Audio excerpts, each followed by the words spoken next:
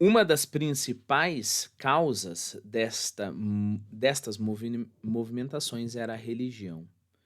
Por ocasião das diversas festas rituais, os judeus piedosos partiam para Jerusalém. A Páscoa, principalmente, atraía à cidade de Davi multidões que podemos comparar às que hoje afluem aos grandes centros de peregrinação cristã ou às que afluem a Meca, no Islã. Flávio Joséfo assevera que em certos anos foram imolados 255.600 carneiros. Eu não sei quanto a você, mas eu não consigo imaginar esse número. É uma linha de produção ali, né? Ah, bom, e aí você começa a conseguir imaginar realmente as dimensões do templo ali que a gente falava. Mas nós estamos falando de 255 mil carneiros, né? Então imagine quantos sacerdotes trabalhando dia e noite, né? Para que todos esses carneiros fossem imolados.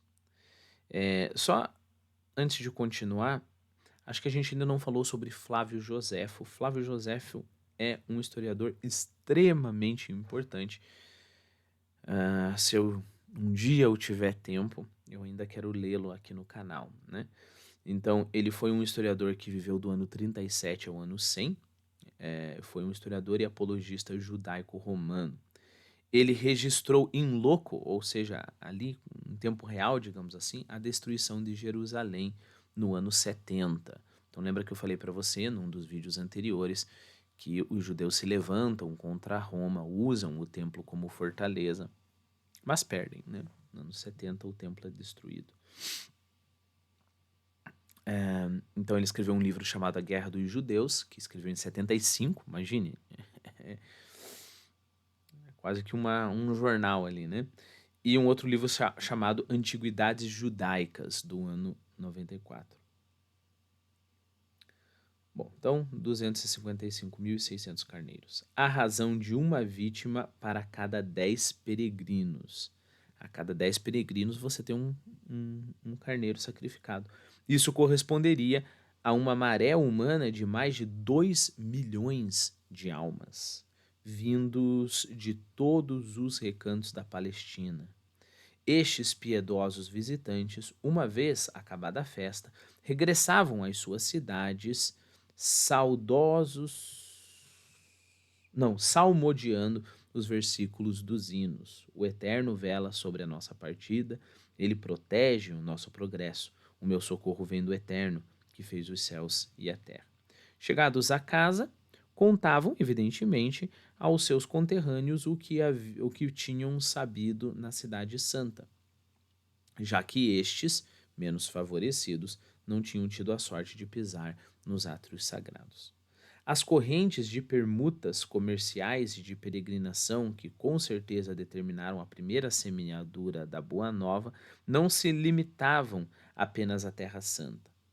Minúscula região dos imensos territórios de Roma, a Palestina poderia ter sido fortemente agitada pelo anúncio da era messiânica, sem que o mundo o percebesse, se entre ela e o resto do império não existisse um laço geográfico extremamente importante, a dispersão judaica, ou em grego a diáspora. Diáspora vem do grego dispersar, né? Que na verdade é exatamente o que o autor falou aqui. Porque perceba, bom, parece uma coisa boba se falar, né? Mas não existia WhatsApp naquele tempo, não existia o Instagram, né? Então, perceba, aconteceu uma coisa fantástica, né?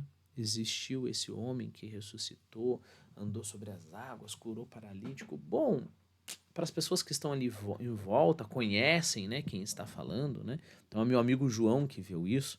Aí eu falo, não, eu confio no João, realmente é uma coisa importantíssima.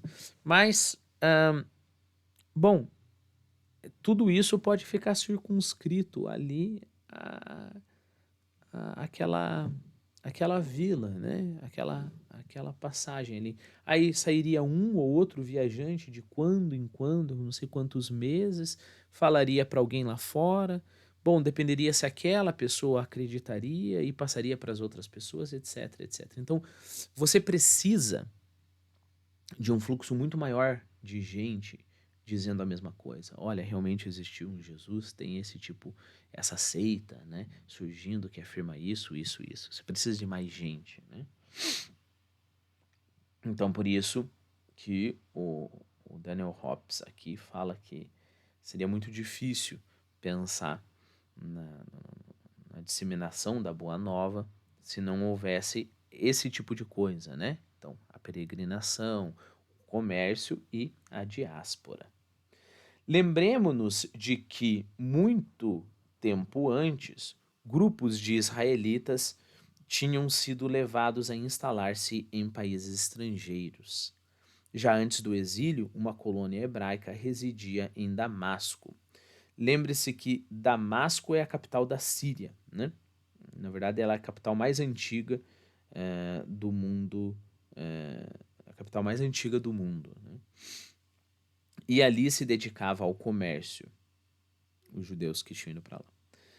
No século VI, as sucessivas deportações de pessoas da Samaria para a Síria e dos vencidos de Judá para a Babilônia tinham deixado colônias vivas às margens do Eufrates e do Tigre, e até nos planaltos iranianos, como o provam as narrativas de Tobias e Esther. Muitas outras causas tinham contribuído a seguir para essa disseminação. Alexandre atraíra judeus para sua nova capital, Alexandria, e estabelecera um núcleo dessa gente na Mesopotâmia, mediante a concessão de terras. Por sua vez, os Seleucidas, apesar de terem entregado a uma desculpe, apesar de se terem entregado a uma intensa perseguição na Palestina, tinham encorajado a fixação de judeus na Anatólia e Roma, depois de ter capturado tropas palestinas sob as ordens de Antíoco Epifânio, instalara-as na Itália.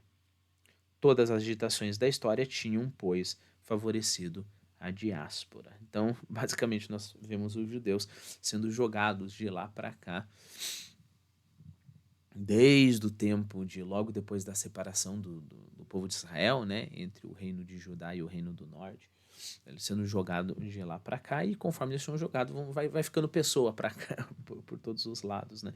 Lembre-se que um fato interessante, quando foi estabelecido o país de Israel, foi exatamente essa propaganda do governo para que todos os judeus em volta do mundo se unissem, né? Se concentrassem novamente em Israel. Isso para mostrar para você como essa história de judeu espalhado pelo mundo começou há muito tempo atrás e continua até os dias de hoje. Não é à toa que nós temos, né, expressões como um judeu errante. Né? Bom, algumas notinhas aqui. Eu falei para você sobre Damasco, que é a capital da Síria. Bom, o Alexandre o Grande, provavelmente você já ouviu falar, claro, mas lembre-se, ele viveu de 353 a 323. É, nós estamos falando do reino grego, da antiga Macedônia. Né? O que mais que nós temos aqui? Além do Alexandre, eu coloquei uma notinha aqui, Anatólia. Anatólia é a Ásia Menor. Ásia Menor também é um nome antigo, né? Onde é a região onde é a Turquia. Então aqui você tem a Grécia, e daí para esse lado, não sei se na câmera não fica invertido, mas para o lado oriente, né, oriental, nós temos esse esse pequeno continente, assim, essa extensão da Ásia, né? A gente chamava de Ásia Menor. Hoje em dia, como eu falei, é a Turquia, né? Bom, e aí nós falamos do Antíoco Epifânio, né? Antíoco Epifânio foi um rei Seleucida que governou entre 175 a 164. Né? Então perceba, nós estamos falando aí de um período de tempo muito, muito grande, né?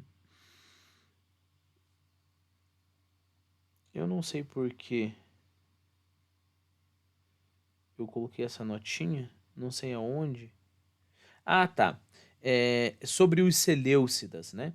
Os Seleucidas, então nós estamos falando de um Estado helenista que existe. Então, Estado helenista, né? Então lembre-se que Alexandre o Grande começou a conquistar todas as coisas e ele fez essa junção da cultura grega com os outros lugares que ele ia conquistando, né? Nós chamamos esse período, simplificando enormemente as coisas aqui, de, é, de cultura helênica, né? Do período helênico. Quando Alexandre o Grande cai, esse estado enorme ele acaba se dividindo, né? Então, um desses estados é o estado uh, do rei Seleucida, que governou, como eu falei para você. Né? Então, estado helenista que existiu após a morte de Alexandre o Grande da Macedônia, cujos generais entraram em um conflito. Né?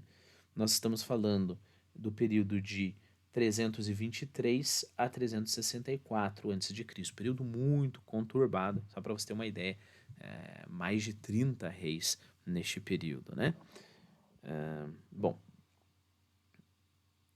eu só vou ler agora mais uma vez para a gente terminar esse vídeo, uma vez que agora a gente tem todas essas referências.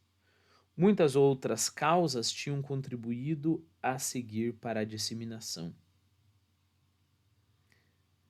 Alexandre atraíra judeus para sua nova capital, Alexandria, e estabelecera um núcleo dessa gente na Mesopotâmia, mediante a concessão de terras. Por sua vez, os Seleucidas, que vieram depois do Alexandre, correto? Apesar de se terem entregado a uma intensa perseguição na Palestina, tinham encorajado a fixação de judeus na Anatólia, Ásia Menor. E Roma, depois de ter capturado tropas palestinas sob as ordens de Antíoco Epifânio, instalara-se na Itália. Todas as agitações da história tinham, pois, favorecido a diáspora.